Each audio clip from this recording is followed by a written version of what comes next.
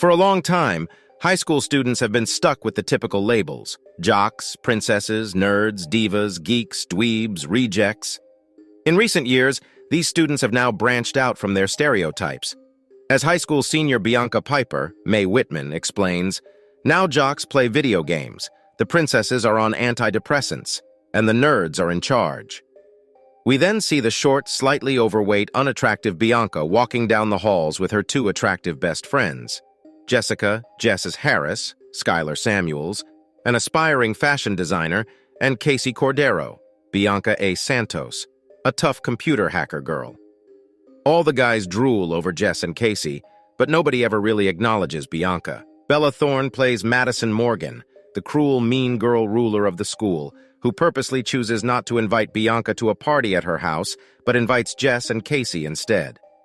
Wesley Rush, the team's captain and an old friend of Bianca's who lives nearby, is also introduced in this scene. Mr. Arthur, Ken Jeong, the editor-in-chief of the school newspaper and Bianca's instructor, gives her the assignment to write an article for the paper on the impending homecoming dance and what social life means to her. She agrees to it grudgingly. We first encounter Bianca's mother, Dottie, Allison Janney, at home. After her divorce, she found fame as an author. She was motivated to write a book about the 5 stages of coping with divorce by a The Simpsons episode. She persuades Bianca to attend the party despite her reluctance, along with Jess and Casey. Wes bumps into Bianca during the party and inquires about if Jess and Casey have brought up or are considering him. Wes responds that it is their DUFF and counters Bianca's claim that it is not her obligation to reveal information about her friends. To a perplexed Bianca, Wes explains that it stands for Designated Ugly Fat Friend, and that a DUFF is present to make their pals look better in comparison. Bianca meets the bill for someone who can be approached and asked about their attractive pals. She hurls her drink in Wes's direction out of offended. She returns alone to her house feeling uneasy and self-conscious. The idea of being a DUFF bothers Bianca the rest of the day until she understands that everyone just talks to her to get closer to Jess and Casey. She even observes how each social group at school has its own DUFF. When Bianca confronts Jess and Casey about being their DUFF, the situation reaches a certain point. Bianca spitefully unfollows them from all social media platforms, Facebook, Twitter, Tumblr, Vine, etc., and decides she doesn't want to be friends with them at all, despite their assurance that they don't view her that way. Wes is struggling with chemistry, as seen by Bianca. The two of them can use this as an opportunity to assist one another, in her opinion. In exchange for his help in transforming her reputation so that she won't be viewed as a DUFF, she promises to instruct Wes. When Bianca asks him in her old-school monster voice from when they were children, Wes will only agree. She carries it out. Wes meets up with Bianca at the neighborhood mall, where he first convinces her to dress more attractively. Bianca plays around with a mannequin while trying on various clothing and assumes it's Toby. Caitlin, Madison's stooge, records this from a distance and sends Madison the footage, Rebecca Weil.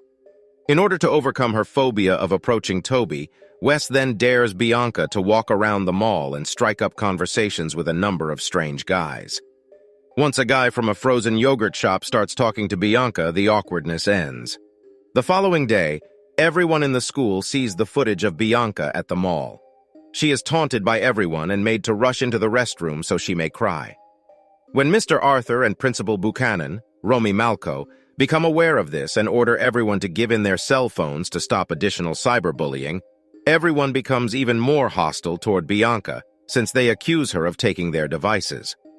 The video is also seen by Jess and Casey deletes it. When the continual ringing annoys Buchanan, the phones are given back to the pupils. Wes visits Bianca's home to express his regret for not stopping the video and for not standing up for her. He presents her with the dress she was eyeing in the mall. He advises her to approach Toby directly and express her feelings rather than letting the video affect her. Wes then makes a commitment to leave and complete his studies. Bianca approaches Toby at school after watching the video and feeling humiliated. He extends an invitation to hang out at his house after she lets him know she likes him. Wes is brought by Bianca to her thinking rock in the adjacent woods so he can give her advice on how to act on a date. He describes how the atmosphere should be created and how Toby would behave if he were trying to kiss someone. Wes does manage to kiss Bianca, but they dismiss it as just practice. Once more, Caitlin is recording this with her video phone while standing in the background.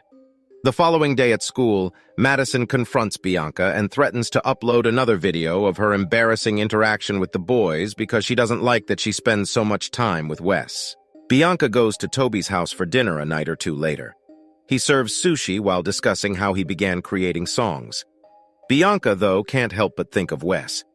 She attempts to persuade herself that she isn't into him as she uses the restroom. Toby approaches Bianca outside, plays her a poorly written song, and then inquires about Jess and Casey. As Toby says he only invited Bianca over because he assumed Jess and Casey would be joining them, Bianca begins to realize that he is duffing her. When Bianca departs, Toby realizes that he didn't actually make the sushi like he claimed, but rather purchased it from another store. Going home, Bianca leaves Wes a message. As she strolls by the trees, Bianca struggles to compose her peace while depressed, only to experience isolation. She makes the decision to make amends with Casey and Jess. Together with Dottie, they persuade Bianca to accompany them to homecoming. Using Bianca's flannel shirt and another outfit, Jess creates a dress for her. When the three females arrive to the homecoming dance, everyone, including Wes, is in awe by Bianca's new appearance. She approaches him and confesses her feelings for him. Bianca seems unconcerned when Madison overhears them conversing and threatens to post the tape. She claims that it won't affect her and that, unlike Madison, she doesn't care about labels. Since there will always be someone prettier or more popular, Bianca continues, everyone is a DUFF, but that shouldn't concern anyone.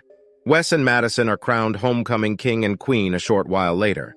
Wes turns down the crown and walks over to kiss Bianca in front of everyone, while Madison receives it with joy. They depart to pursue a hookup in the computer room. The kids enjoy Bianca's piece about being a duff, which she writes. In the end, she and Wes get together, and she grows more self-assured and refuses to let a label define her.